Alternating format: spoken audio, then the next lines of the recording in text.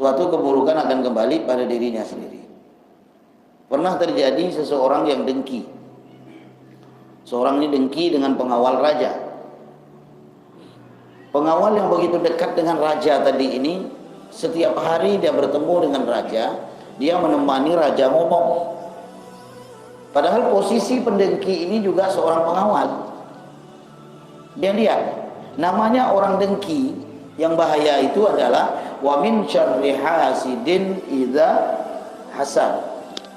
Di samping dia dengki, dengan kedengkian itu dia membahayakan orang lain. Dengan kedengkian itu dia berusaha untuk mencelakakan orang lain. Maka sang pengawal raja yang dengki tadi ingin membinasakan pengawal yang dekat dengan raja, dan setiap hari dia berbicara dengan raja. Maka kemudian dia pun membuat siasat. Bagaimana kalau sebelum dia bertemu dengan raja, saya ngasih dia makan sesuatu yang bau mulutnya, dikasih bawang, dikasih jengkol, dikasih petai dan sebagainya. Maka besok sebelum dia pergi, seorang pendengki ini sudah nunggu. Seorang pendengki ini sudah nunggu. Begitu dia lewat akan pergi ke kerajaan, dan satu hari sebelumnya dia sudah beritahu raja, wahai raja, ya tahulah pendengki kan gitu, ya suka cari muka. Ketahui ya raja, pengawal engkau yang setiap hari menemani engkau itu, dia bilang mulut raja itu bau busuk. Hah? Benar? Iya raja. Dia itu cuma buat ayat depan raja itu bagus. Padahal dia ngomong sama saya. Udah kata raja, kalau begitu akan saya buktikan. Begitu sang pengawal ini akan bertemu dengan raja, maka sang pendengki ini pun langsung menemuinya. Wahai kawan, nanti mau kemana? Seperti biasa, anak mau pergi ke kerajaan, mau menemani raja ngobrol. Lalu kata sang kawan ini, tolonglah, engkau bisa tidak ngabulkan suatu permintaan saya? Saya sudah lama ingin menjamu engkau makan. Untuk kali ini, tolong kabulkan permintaan saya. Dia bilang tidak bisa, saya sudah ditunggu raja. Tolonglah. Maka dia pun mengabulkan suatu permintaan itu. Dia dikasih makan, dia makan dengan bawang, jengkol, petai dan sebagainya, yang membuat mulutnya menjadi bau. Dan setelah itu dia pun pergi menemui raja. Dia merasa mulutnya bau, ketika dia ngomong, dia pun menutupi mulutnya sampai kepada arah hidungnya. Ketika dia ngomong dengan raja, dia tutupi. Ya raja. Oh iya raja. Raja nengok, betul nampak dibilang mulut sini busuk ni, karena dia nutupi mulut sama hidungnya. Maka sang raja pun marah. Tapi marahnya raja itu yang tidak diketahui oleh pemuda itu, cuma ingin memberikan suatu pelajaran. Maka ditulisnya surat. Ini surat, wahai pengawalku, kasihkan kepada penjaga gerbang di situ. Penjaga gerbang itu yaitu tukang hukum orang yang memiliki suatu kesalahan.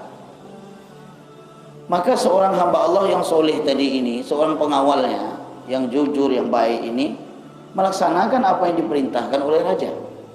Dia pun keluar dari kerajaan dengan membawa itu surat. Sang pendengki tadi itu nengok, tak ada dia apa-apa ni, tak dimarahkan raja.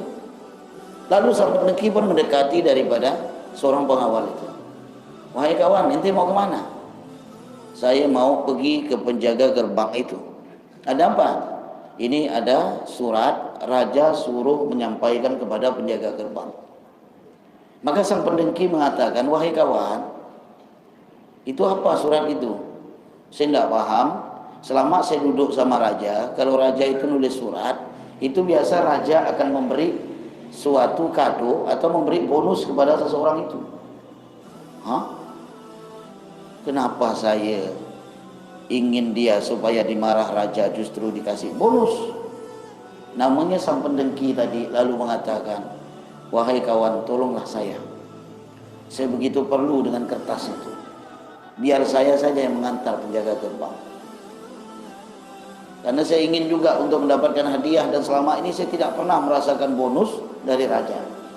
Lihat, namanya seorang pengawal yang bersih hatinya tadi, sudah noda-noda hitam di dalam artinya, dalam hatinya itu sudah dia bersihkan, maka dia pun akan memberi.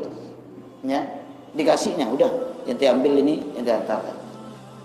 Dia pun ngantarkan. Ternyata begitu dia ngantarkan ke penjaga gerbang membuka surat itu, setelah dibuka ternyata tertulis, hukumlah orang yang mengantar surat ini. Hukumlah orang yang mengantar surat ini. Yang mengantar surat ini adalah seorang pendengki. Ini artinya adalah keburukan akan kembali kepada diri dia sendiri. Salah satu musuh yang langsung berhubungan dengan Allah Subhanahu wa taala itu dengki. Hati-hati. Sehingga kata Rasulullah sallallahu alaihi wasallam, "Innal hasada ya'kulul hasanat kama ta'kulun narul hatabat." Sesungguhnya dengki itu memakan kebaikan sebagaimana api memakan kayu bakar. Orang yang dengki itu, ya, ini harus kita bersihkan. Harus kita bersihkan. Ya, bertahap. Untuk kita membersihkan sekaligus sulit. Ya, bertahap kita membersihkannya. Memang manusiawi. Terkadang begitu mendapat seorang itu, melihat seorang itu mendapatkan kenikmatan diberikan oleh Allah, yang kita belum merasakan suatu kenikmatan itu, mulai rasa dengki ini timbul, ya, atau ingin mencelakakan daripada saudara kita itu timbul. Mau dia mencelakakannya dari lidahnya, menjelek-jelekkannya di mana-mana, ya, sehingga rusaklah saudara itu, atau mungkin dia menghancurkan secara fisiknya langsung, ya. Ini hati-hati. Dalam syair Arab dikatakan al-hasud la yasud. Orang yang dengki tidak akan pernah mulia.